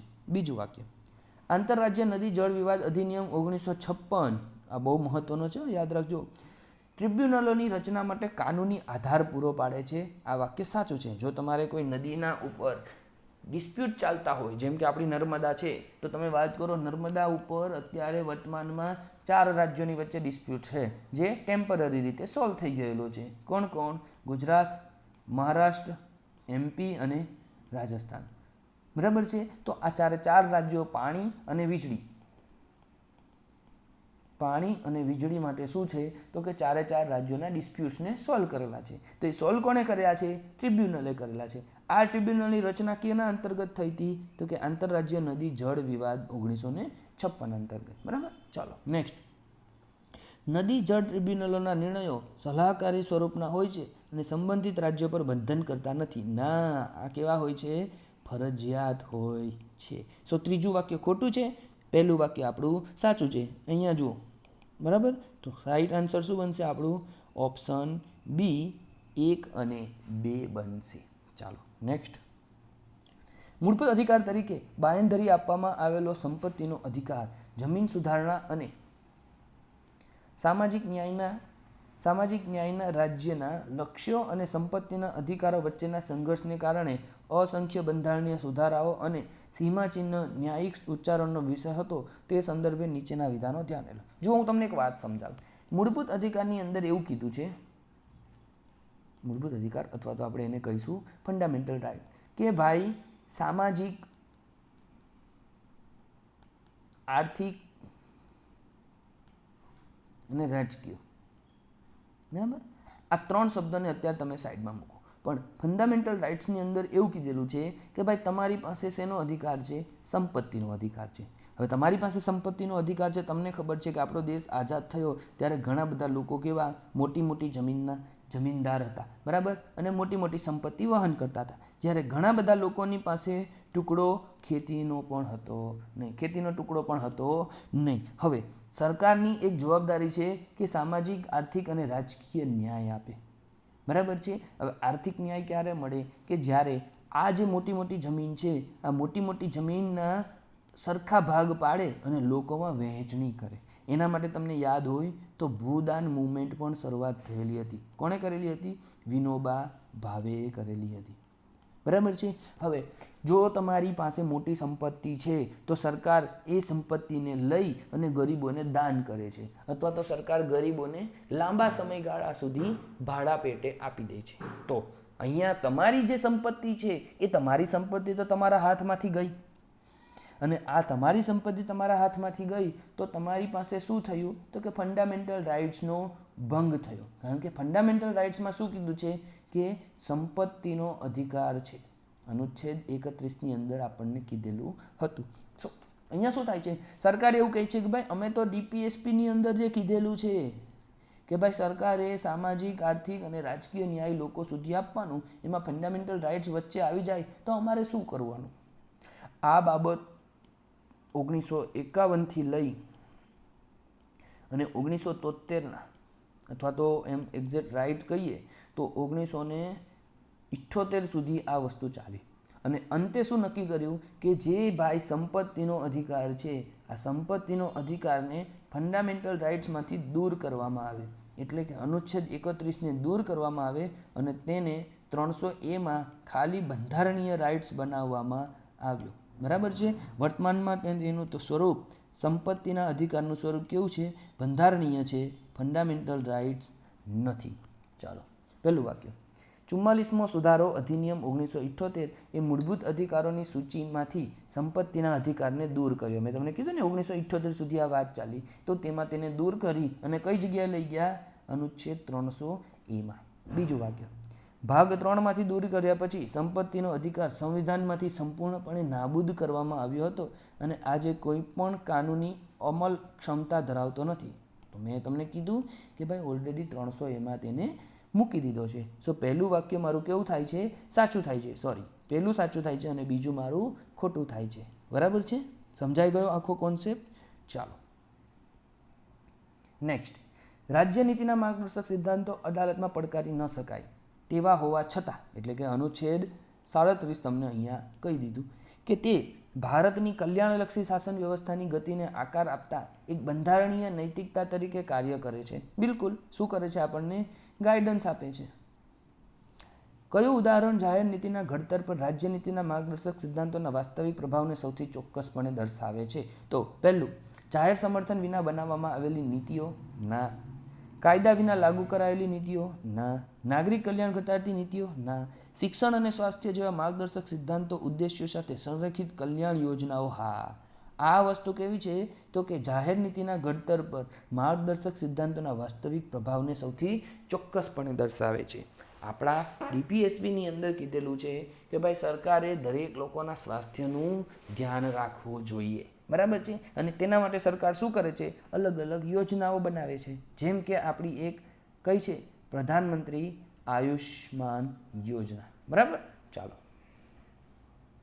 નેક્સ્ટ, ભારતની બિન સાંપ્રદાયિકતા, સમાનતા અને સુધારાને જાળવી રાખવા માટે જ્યારે જરૂરી હોય ત્યારે રાજ્યને દરમિયાનગીરી કરવા સશક્ત બનાવતા રૂપરેખાની પસંદગી કરીને કડક વિભાજન અને ધર્મશાહી ગોઠવણી બંનેને નકારે છે. કયું વિધાન આ વિશિષ્ટ બંધારણીય અભિગમને શ્રેષ્ઠ રીતે વ્યક્ત કરે છે? ઇન શોર્ટ અહીંયા એવું કહેવા માંગે છે કે ભાઈ આપણા દેશની અંદર બિન સાંપ્રદાયિકતા, સમાનતા અને આ બધી બાબતોનો તમને ક્યાં છે? ફંડામેન્ટલ રાઇટ્સની અંદર અધિકાર આપેલો છે, બરાબર છે. તમે જોશો તો અનુચ્છેદ 14 છે, અનુચ્છેદ 15 છે, અને બિન સાંપ્રદાયિકતા રિલેટેડ જોવા જઈએ તો અનુચ્છેદ 25 છે, 26 છે. આ બધું શું છે? તમારા ફંડામેન્ટલ અધિકારો છે. પરંતુ અહીંયા એવું કહે છે, આ 3 વાક્યોનો જીસ્ટ એવો નીકળે છે કે ભાઈ સરકાર આ બધાની ઉપર શું કરી શકે છે? સરકાર આ બધાની ઉપર જ્યારે જ્યારે યોગ્ય લાગે ત્યારે તેમાં શું કરે છે? દરમિયાનગીરી કરે છે. તો એ કોના આધારે કરે છે? તેના ઉપરની વાત કરવામાં આવે છે. પહેલું વાક્ય, રાજ્યએ તમામ ધર્મોથી દૂર રહેવું જોઈએ. આપણા દેશમાં આ વસ્તુ નથી. સેક્યુલરિઝમનું જે ફ્રાન્સ મોડલ છે, આ ફ્રાન્સ મોડલની અંદર બિન સાંપ્રદાયિકતામાં ફ્રાન્સ આ બાબતનો અમલ કરે છે કે ભાઈ રાજ્ય કોઈના ધર્મથી જોઈન્ટ નથી. બધાને કહી દીધું ભાઈ તમારે જે ધર્મનું પાલન કરવું હોય, જે નિશાન લગાવવા હોય, તિલક કરવું હોય, ટોપી પહેરવી હોય, કીર્પણ રાખવું હોય, બધું તમારે ક્યાં રાખવાનું? તમારા ઘરની અંદર.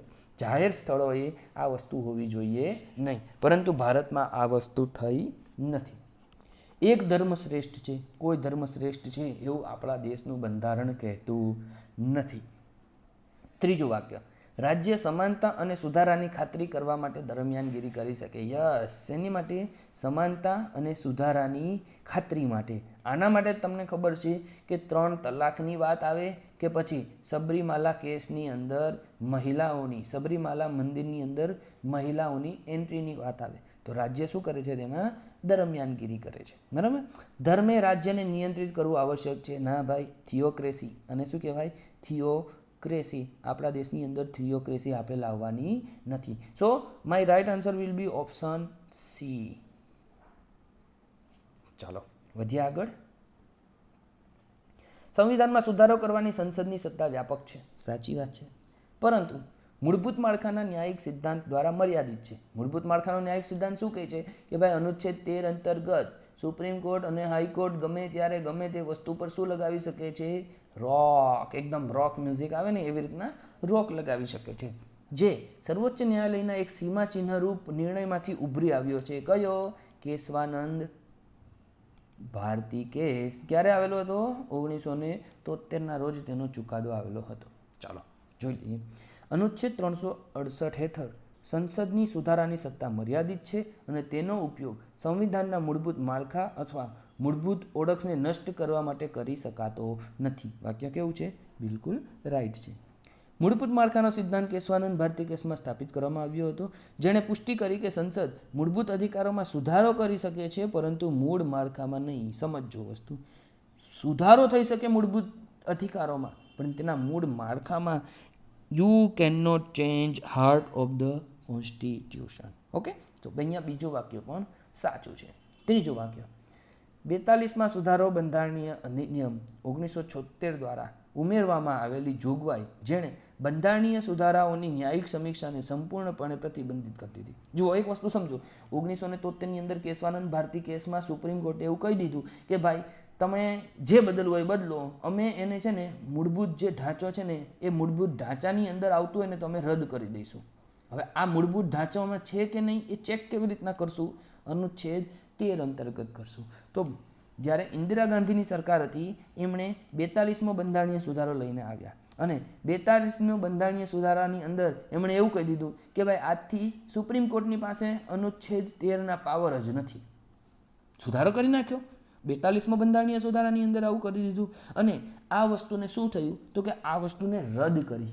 ક્યારે રદ કરી? તો કે મિનર્વા મિલ્સ કેસ 1980માં તેને રદ કરી નાખી હતી. બરાબર છે. સો અહીંયા તેને સમર્થન આપવામાં આવ્યું હતું નહીં, પરંતુ રદ કરવામાં આવેલું હતું. આથી મારું ત્રીજું વાક્ય ખોટું છે અને સાચું વાક્ય ફક્ત ને ફક્ત 1 અને 2 બને છે.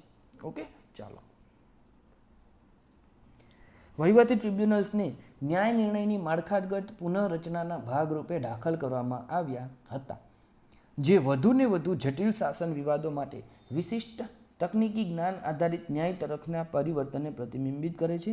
તેમની રચના પાછળના સૈદ્ધાંતિક હેતુ માટે કયું સમર્થન સૌથી સારી રીતે સુસંગત છે?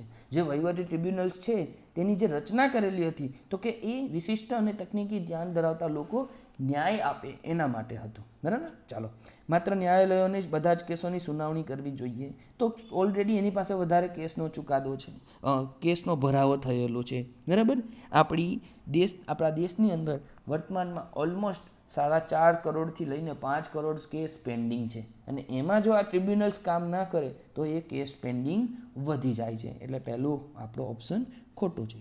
બીજું, ટ્રિબ્યુનલ્સ ન્યાયિક સમીક્ષાને નબળી પાડે છે. ના ભાઈ, ટ્રિબ્યુનલ્સનું કામ અલગ છે અને ન્યાયિક સમીક્ષાનું કામ અલગ છે. સો આ પણ મારો જવાબ આવી શકે નહીં.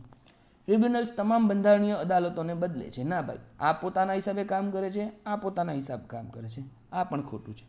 છેલ્લો આન્સર, જે આપણો સાચો આન્સર છે, ઓપ્શન ડી, કે તેમની વિશિષ્ટ કુશળતા વહીવટી વિવાદોના કાર્યક્ષમ નિરાકરણની ખાતરી કરે છે. તમે સમજો કે ભાઈ તમે કોઈ જગ્યાએ સમજી લો કે તમે કામ કરતા હોય કોઈ ઇલેક્ટ્રિકલ ડિપાર્ટમેન્ટની અંદર, તો ઇલેક્ટ્રિકલ ડિપાર્ટમેન્ટની અંદર તમારાથી કંઈ કામની અંદર આમ તેમ થતું હોય તો એનો રાઈટ આન્સર અથવા તો તમને એનો ન્યાય ક્યાંથી મળશે? જે વ્યક્તિને જે તે ક્ષેત્રનું નોલેજ હશે ત્યાંથી મળશે અને એ નોલેજવાળા લોકોને જ આવા ટ્રિબ્યુનલ્સની અંદર સ્થાન આપવામાં આવે છે. ઓકે, ચાલો. નેક્સ્ટ, ભારતીય સંવિધાન ખાસ કરીને આમુખ અને રાજ્યનીતિના માર્ગદર્શક સિદ્ધાંતો દ્વારા ભારતને કલ્યાણ રાજ્ય તરીકે સ્થાપિત કરે છે, જે કેન્દ્ર અને રાજ્ય સરકારોને સામાજિક અને આર્થિક ન્યાયની શોધ માટે પ્રતિબિંબિત કરે છે. આપણું ડીપીએસપી શું કહે છે? આપણું ડીપીએસપી એવું કહે છે કે ભાઈ બધાને તમારે સામાજિક, આર્થિક અને રાજકીય ન્યાય આપવાનું છે. આ શું છે? આ આપણો સિદ્ધાંત છે. હવે સિદ્ધાંતના આધારે જ સરકાર કોઈ કાયદા બનાવશે, કોઈ નિયમો બનાવશે. બરાબર. આવું બધું એના આધારે કરશે. પહેલું, બંધારણીય કલ્યાણ માત્ર ઉચ્ચ જીડીપી વૃદ્ધિ દ્વારા જ પ્રાપ્ત થાય છે અને સામાજિક આર્થિક ન્યાયનું પ્રસ્તાવનાનું વચન કારોબારી પર કાયદેસર રીતે બિનબંધન કરતા છે. ચલો, બીજું વાક્ય તો આપણે ડિસ્પ્યુટેબલ છે. પહેલું વાક્ય તમે સમજો કે ભાઈ બંધારણીય કલ્યાણ માત્ર ઉચ્ચ જીડીપી દ્વારા જ થાય. હવે ઉચ્ચ જીડીપીની વૃદ્ધિ અને દેશનો સર્વાંગી વિકાસ, આ બંનેમાં ફરક છે. આમાં ખાલી ફક્ત વિકાસ ક્યાં જોવા મળશે? આંકડામાં. જ્યાં અહીંયા ખરેખર લોકોના જીવન ધોરણમાં બદલાવ આવશે ત્યારે આપણે કહીશું કે દેશનો શું થયો છે? વિકાસ થયો છે. સો પહેલું વાક્ય મારું કેવું છે? ખોટું છે. બીજું વાક્ય, અનુચ્છેદ 41 એ મૂળભૂત અધિકાર છે જે મનરેગા જેવી કલ્યાણ યોજનાઓને ન્યાયિક રીતે લાગુ કરાવી શકાય તેવી બનાવે છે. આ વાક્ય જ ખોટું છે ને, કારણ કે ડીપીએસપી બોલે તો આપણી રાની માસી એટલે રાજ્ય નીતિના માર્ગદર્શક સિદ્ધાંતો, તેની રેન્જ કેટલી છે? 36 થી 51. આ 36 થી 51ની અંદર જેટલા પણ અનુચ્છેદ છે એ બધા કયા છે? ડીપીએસપી છે. જ્યારે ફંડામેન્ટલ રાઇટ્સ જે છે એ ફંડામેન્ટલ રાઇટ્સ આપણા ક્યારથી છે? 12 થી લઈને 35 સુધી છે. સો મારું અહીંયા બીજું વાક્ય પણ ખોટું છે. આગળ જોવાની જરૂરત જ નથી. એક જ વાક્યમાં પહેલું કહી દીધું. શું છે? અનુચ્છેદ 41 મૂળભૂત અધિકાર છે નથી. શું છે? તો કે રાની માસી છે. ચાલો, ત્રીજું વાક્ય, બંધારણીય સામાજિક ન્યાય કલ્યાણના લાભોને ફક્ત આર્થિક રીતે આત્મનિર્ભર શહેરી વસ્તી પૂરતા જ મર્યાદિત રાખે છે, જ્યારે ઇરાદાપૂર્વક ગ્રામીણ અથવા હાંસિયામાં ધકેલાઈ ગયેલા જૂથોને બાકાત રાખે છે. આવું કરે છે? ના ભાઈ. અમુકનું આપણા દેશની અંદર વધારે ધ્યાન ગામડાની અંદર છે, કારણ કે સાચું ભારત તો ગામડામાં વસે છે. ગામડાની અંદર આપણી નોંધપાત્ર વસ્તી હોવાથી આપણે એવો કોઈ ભેદભાવ કરતા નથી. સો અહીંયા ત્રીજું વાક્ય પણ ખોટું છે. અને પૂછ્યું શું છે? ખોટા પૂછ્યા છે. તો મારા ખોટા સવાલો કેટલા છે? ઓપ્શન ડી 1, 2 અને 3 મારા ખોટા છે. ચાલો, ભારતીય સંવિધાન ભારતને એક સાર્વભૌમ ગણતંત્ર જાહેર કરે છે, પરંતુ તે રાજ્યને આંતરરાષ્ટ્રીય કાયદા અને સંધિની જવાબદારીઓનું સન્માન કરવા માટે પણ પ્રતિબદ્ધ કરે છે. જે આંતરિક કાયદા અને વૈશ્વિક ધોરણો વચ્ચે સંતુલન બનાવે છે, નીચેના પૈકી કયા વિધાનો ધ્યાને લો? ચલો, હવે આ પ્રશ્નમાં એવું કહેવા માંગે છે કે ભાઈ આપણે સાર્વભૌમ તો છીએ, પરંતુ આંતરરાષ્ટ્રીય જે કાયદા છે અને જે સંધિઓ છે એને લાગુ કરવા માટે આપણે શું કરવું પડે છે? તો કે અમુક બાબતોનું ધ્યાન રાખવું પડે. જુઓ, તમને એક વ્યવસ્થિત રીતે હું એક બાબત સમજાવી દઉં. આપણો દેશ કેવો? સંઘીય દેશ. સંઘીય દેશ એટલે કે જ્યાં કેન્દ્રની પાસે પણ શાસન હોય અને રાજ્યની પાસે પણ શાસન હોય. કેન્દ્રની પાસે શાસન હોય એનો મતલબ શું થાય? કે કેન્દ્રની પોતાની એક ધારાસભા હોય છે અને કેન્દ્રની પોતાની એક કારોબારી હોય છે. હવે ધારાસભા હોય છે એટલે કે અહીંયાની સંસદ હોય છે અને આ સંસદમાં જેને પ્રતિનિધિત્વ મળે એ વ્યક્તિ કારોબારીના પીએમને પસંદ કરે છે.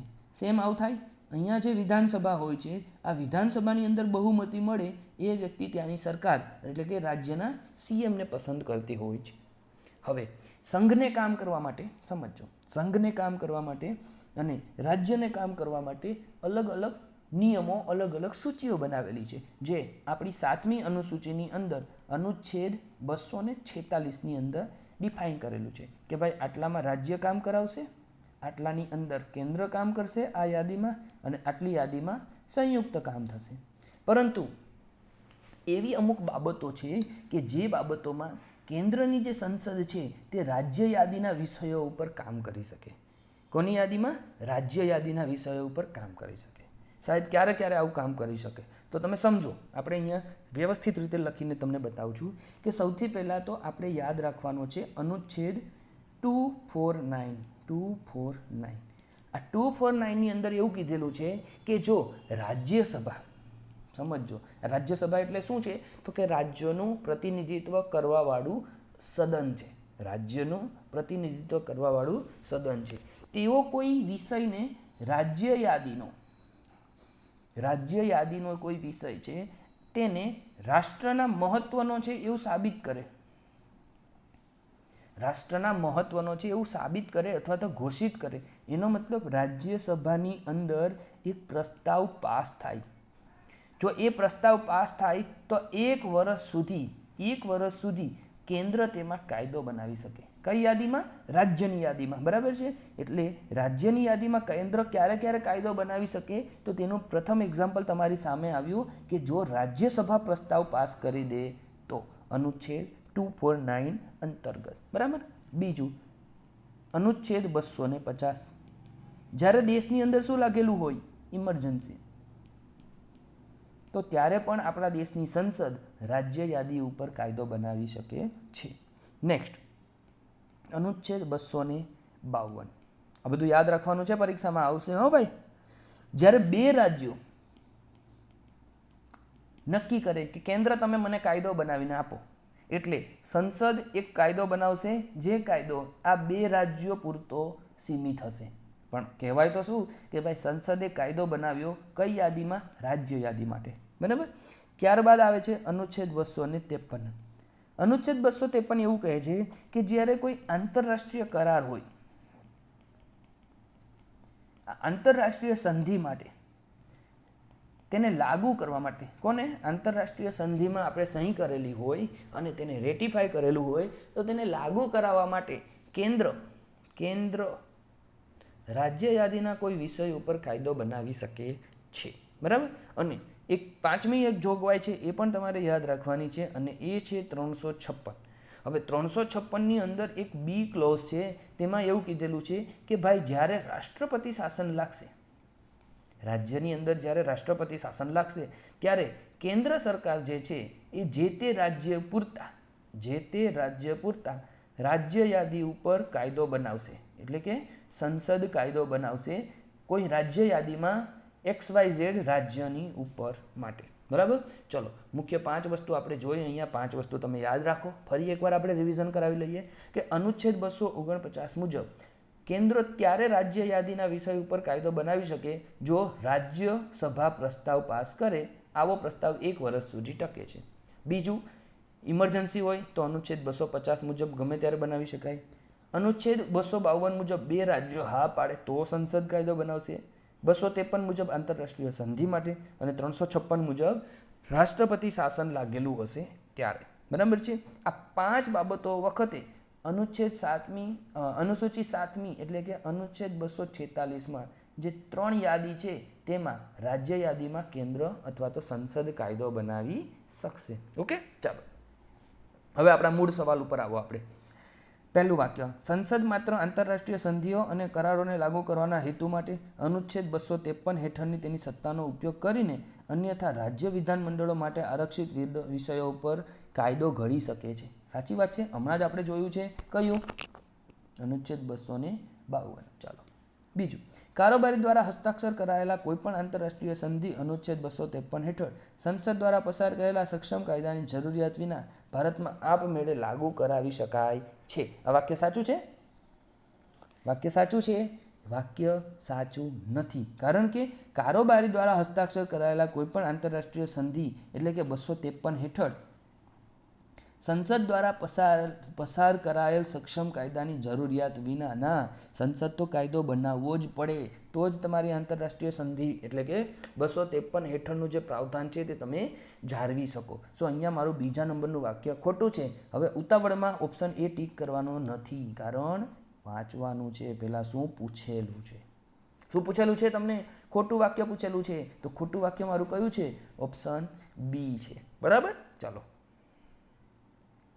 અહીંયા તમે 253 વાંચી શકો છો શું કહે છે. બરાબર, બટ મને નથી લાગતું કે આટલી ડિટેલની અંદર તમે આ PYQsનો અભ્યાસ કર્યા પછી આ બાબતના કોઈ પણ વિષય ઉપર તમને સવાલ અટવાવી શકે છે. ઓકે, ચાલો નેક્સ્ટ. ભારતમાં લોકશાહી ઉત્તરદાયિત્વ એવી પદ્ધતિઓ દ્વારા માળખાકીય રીતે જડાયેલી છે કે જે કારોબારીને પ્રતિનિધિ સંસ્થાઓને જવાબદાર રહેવાની ફરજ પાડે છે. કઈ પરિસ્થિતિ પારદર્શિતા અને પ્રભાવશીલતા પરના આ બંધારણીય આગ્રહને શ્રેષ્ઠ રીતે દર્શાવે છે? શું કહે છે કે ભાઈ શેના આધારે પરિસ્થિતિમાં પારદર્શિતા અને પ્રતિભાવશીલતા રહેલી છે? તો પહેલું, સંસદ ગુપ્ત રીતે કાર્ય કરે છે. બધાને ખબર છે ભાઈ, જાહેરમાં જ કરે છે. બરાબર, આપણને ખબર છે ટીવીમાં હો હલ્લા થતો જ હોય, ગમે ત્યારે જુઓ.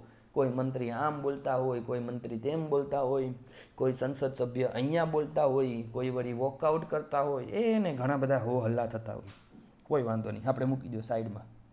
સંસદ ગુપ્ત રીતે કાર્ય કરે છે? ના, જાહેરમાં જ કરે છે. બીજું વાક્ય, કારોબારી તપાસનો ઇનકાર કરી રહી છે. કારોબારી શું કરવા તપાસનો ઇનકાર કરે? એને તો ખબર છે કે એ સંસદ પ્રત્યે જવાબદાર છે. એટલે બીજું વાક્ય પણ ખોટું છે. મંત્રીઓ સંસદીય પ્રશ્નોના જવાબ આપી રહ્યા છે. યસ, એ શું ઊભું કરે છે? પરિસ્થિતિ અને પારદર્શિતા અને પ્રતિભાવશીલતા પરના આગ્રહને શ્રેષ્ઠ કરે છે. હવે તમે એક વસ્તુ સમજો કે કોઈ મંત્રી હોય તે સંસદીય પ્રશ્નોના જવાબ કેમ આપે છે? કારણ કે આપણા દેશમાં શું છે? સંસદીય કાર્ય પ્રણાલી છે. જેનો મતલબ શું થાય કે ભાઈ સંસદમાંથી જેની પાસે બહુમતી હોય, સંસદ અથવા તો લોકસભા બહુમતી હોય, તેઓ સરકારની રચના કરે.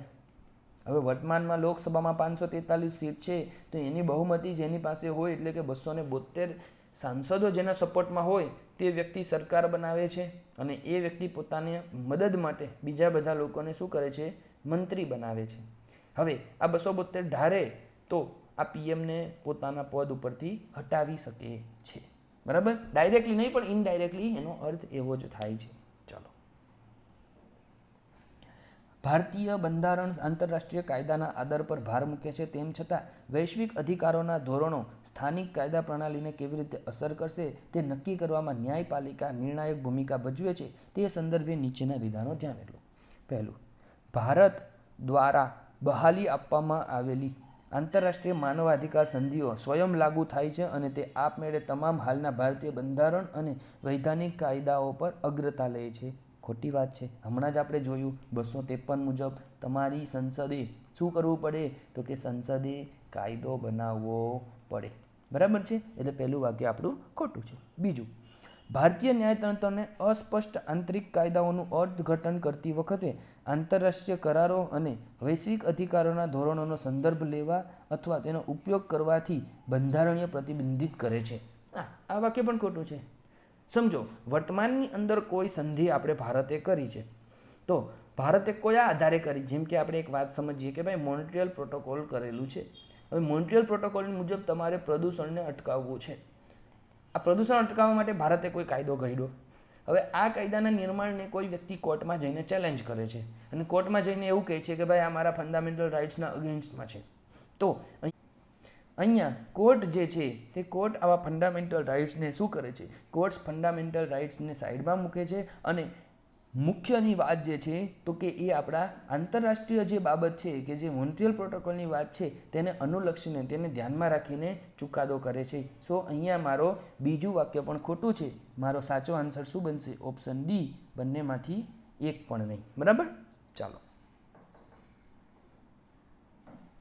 કાયદાનું શાસન કાયદા સમક્ષ સમાનતા અને કાયદાનું સમાન સંરક્ષણ સુનિશ્ચિત કરે છે તથા સરકારને કોઈપણ નાગરિક વિરુદ્ધ મનસ્વી રીતે કાર્ય કરવાથી અટકાવે છે. તે સંદર્ભે નીચેના વિધાનો ધ્યાન લો. પહેલું, કાયદાનું શાસન વિધાનસભાના વર્ગીકરણને ત્યારે જ મંજૂરી આપે છે જો તે કાયદાના ઉદ્દેશ્ય સાથે જોડાયેલ તર્કસંગત આધાર ધરાવતું હોય. બીજું, કાયદાનું સમાન સંરક્ષણ કાયદાના હેતુઓ માટે જુદા જુદા જૂથો વચ્ચે કોઈપણ વર્ગીકરણ અથવા ભેદભાવ કરવાથી રાજ્યને સખત રીતે પ્રતિબંધિત કરે છે. ના, આપણે જોયું ને કે ભાઈ સુરક્ષાત્મક અથવા તો આપણે શું કીધું હતું કે પોઝિટિવ ડિસ્ક્રિમિનેશન એ કોણ કરી શકે? રાજ્ય કરી શકે છે. તો બીજું વાક્ય ખોટું છે. બરાબર, કારણ કે અહીંયા તમારું કાયદાનું સમાન રક્ષણ પણ તમારે કરવાની જરૂર છે. સો બીજું વાક્ય ખોટું છે, પહેલું વાક્ય સાચું છે. ઓપ્શન એ જે છે એ મારો રાઈટ આન્સર બનશે. બરાબર, અનુચ્છેદ 14 તમે વાંચશો એટલે તમને ખબર પડશે. The state should not deny to any person equality before the law or the equal protection law of the laws within the territory of India. ચલો નેક્સ્ટ. ભારત તેની વિકાસની જરૂરિયાતોને વૈશ્વિક પર્યાવરણીય જવાબદારીઓ સાથે સંતુલિત કરે છે. એક નીતિ જે તેના આંતરરાષ્ટ્રીય વલણ અને તેના આંતરિક બંધારણીય જોગવાઈઓ બંનેમાં પ્રતિબિંબિત થાય છે. બરાબર, ચાલો. તો તે સંદર્ભે નીચેના વિધાનો ધ્યાન લો. પહેલું વાક્ય, જીવનના અધિકારનું સર્વોચ્ચ ન્યાયાલય દ્વારા સ્વચ્છ અને સ્વસ્થ પર્યાવરણના અધિકારનો સમાવેશ કરવા માટે અર્થઘટન કરવામાં આવેલું છે. વાક્ય કેવું છે? સાચું છે. ભાઈ આપણા જીવન જીવવાનો અધિકાર છે, તો જીવન જીવવાનો અધિકાર જો તમને મળેલો હોય તો તમારું સ્વચ્છ અને સ્વસ્થ પર્યાવરણ પણ એના માટે તમને મળવું જોઈએ. બીજું વાક્ય, નેશનલ ગ્રીન ટ્રિબ્યુનલ એક બંધારણીય સંસ્થા છે. વાક્ય જ અહીંયા પૂરું થઈ ગયું. વાક્ય અહીંયા ખોટું સાબિત થઈ ગયું, કારણ કે એનજીટી છે એ તમારું બંધારણીય સંસ્થા નથી. બીજું વાક્ય, પર્યાવરણનું રક્ષણ કરવાની ફરજ માર્ગદર્શક સિદ્ધાંતો અને મૂળભૂત ફરજો બંનેમાં સમાવિષ્ટ છે. આ વાક્ય પણ સાચું છે. તો અહીંયા મારું કયું બીજું વાક્ય ખોટું છે, એટલે આ ઓપ્શન ગયો, આ ઓપ્શન ગયો અને આ ઓપ્શન ગયો. રાઈટ આન્સર બનશે મારો ઓપ્શન સી. બરાબર, 1 and 3. ચલો જો અહીંયા એનજીટી વિશે પૂરેપૂરી ડિટેલ્સ આપણે મૂકી દીધી છે. આપણે અહીંયા થેન્ક્સ ટુ દ્રષ્ટિ આઈએસ કે ભાઈ તમે આ એક પેજની અંદર અમને બધું વસ્તુ લખીને આપી કે ભાઈ એની સ્થાપના ક્યારે થઈ હતી, એના ઓબ્જેક્ટિવ ક્યારે છે, એ કેસ કયા કેસની કેટલો સમયની અંદર એનું કેસનું રેઝોલ્યુશન કરવું પડે, 4 જગ્યાએ કઈ જગ્યાએ બેસે છે, તો કે ભોપાલ, પૂના, કલકત્તા અને ચેન્નઈ. એનું સ્ટ્રક્ચર કેવું હોય છે, એના પાવર કયા હોય છે અને કયા કયા કાયદા અંતર્ગત તે શું કરે છે, ચુકાદાઓ આપે છે. આ તમામ બાબતો આ સ્લાઇડમાં તમારી સામે લખેલી છે. આપણે તમને હું અહીંયા એક સજેશન આપું છું કે વિડીયોને પોઝ કરો, વ્યવસ્થિત રીતે વાંચો, મગજમાં ઉતારો અને આગળ વધો આપણા આજના છેલ્લા પ્રશ્ન ઉપર. કે.એસ. પુટ્ટાસ્વામી કેસ એક સીમાચિહ્ન રૂપ ચુકાદો છે, જ્યાં સર્વોચ્ચ ન્યાયાલયને ગોપનીયતાનો અધિકાર ભારતીય સંવિધાન હેઠળ બાંહેધરીકૃત છે કે કેમ તે અંગે નિર્ણાયક રીતે જાહેર કર્યો. તે સંદર્ભે નીચેના વિધાનો ધ્યાને લો. શું કીધું કે ભાઈ જે રાઇટ ટુ પ્રાઇવસી છે એ તમારો ફંડામેન્ટલ રાઇટ્સ છે. ચલો એના માટે જોઈએ પહેલું વાક્ય. પુટ્ટાસ્વામી કેસમાં 9 ન્યાયાધીશોની બેન્ચે સર્વસંમતિથી ગોપનીયતાના અધિકારને અનુચ્છેદ 21 એટલે કે જીવન અને વ્યક્તિગત સ્વતંત્રતાના અધિકાર અંતર્ગત બંધારણીય રીતે સંરક્ષિત બહાર જાહેર કર્યો. આ વાક્ય સાચું છે. બીજું, પુટ્ટાસ્વામીના ચુકાદાએ અગાઉ MP શર્મા અને ખડકસિંહના કેસમાં સર્વોચ્ચ અદાલતને કરેલા ચુકાદાઓ સ્પષ્ટપણે રદ કર્યા હતા, જેમણે ગોપનીયતા બંધારણીય અધિકારની વિભાવનાને નકારી કાઢી હતી. આ વાક્ય પણ કેવું છે? સાચું કરેલું છે. ત્રીજું, ન્યાયાલય જણાવ્યું કે ગોપનીયતાનો અધિકાર એક સંપૂર્ણ અધિકાર છે અને તેથી રાજ્ય દ્વારા કોઈપણ સંજોગોમાં તેને પ્રતિબિંબિત કરાઈ શકાતો નથી. આ વાક્ય ખોટું છે. કેમ ખોટું છે? કારણ કે ઘણીવાર આપણું જે રાજ્ય અથવા તો અહીંયા શું કહેવાય, આપણું જે સ્ટેટ જે છે, સ્ટેટ એટલે ગુજરાત મહારાષ્ટ્ર એમ નહીં, પરંતુ જે આપણી સત્તાધીશ જે છે એ સત્તાધીશો અથવા તો એ સરકાર આપણી ઉપર જે રાઇટ ટુ પ્રાઇવસીનો અધિકાર છે તે અમુક પરિસ્થિતિની અંદર શું કરી શકે છે, અમુક પરિસ્થિતિની અંદર તેની અંદર પ્રતિબંધ મૂકી શકે છે. બરાબર છે, જે બાબત આપણા ડીપીડીપી એક્ટની અંદર સમાવેશ કરેલો છે. બરાબર, ચાલો જોઈ લઈએ. સો અહીંયા મારો રાઇટ આન્સર શું બનશે? ત્રીજું વાક્ય ખોટું છે, પહેલું ને બીજું સાચું છે. So my right answer will be option A, 1 અને 2. બરાબર, જો મેં તમને કીધું ને ડીપીડીપી એક્ટ. ચાલો, આ ડીપીડીપી એક્ટ ક્યારે આવ્યો ને એ તમે મને એક હોમવર્કમાં એક વાક્યની અંદર જણાવજો. તો એ ડીપીડીપી એક્ટના સેક્શન 35માં જણાવેલ છે કે it invokes sovereignty and integrity of India, public order, friendly relation with foreign state and security of state to give powers to the central government to suspend all or any of the provisions of this act for government agency. જો આ જે mention કરેલી બાબતો છે એના માટે સરકારની કોઈ એજન્સી કેન્દ્ર સરકારની આપણી પાસે જે રાઇટ ટુ પ્રાઇવસી છે તેની અંદર ભંગ કરીને મૂકી શકે છે અને સરકાર આપણા દેશની સુરક્ષા વધારો કરી શકે છે. બરાબર છે, ચલો આ હતો આપણો આજનો STIનો પોલિટી વિષયનો વિડીયો. અને we are Kairos, right time at right moment. અમારા બધા જ વિડીયો તમે યુટ્યુબ પરથી એક્સેસ કરી શકો છો, ટેલિગ્રામ ઉપરથી તમને માહિતી મળી શકે છે. અને કોઈ સજેશન, કોઈ ક્વેરી, કોઈ ક્લેરિકલ મિસ્ટેક કે કંઈ પણ થયું હોય તો તમે અમને ઈમેલ કરી શકો છો. ચલો આજના વિડીયોમાં આટલું. નેક્સ્ટ ટાઈમ ફરી મળીશું, ત્યાં સુધી આવજો. Thank you.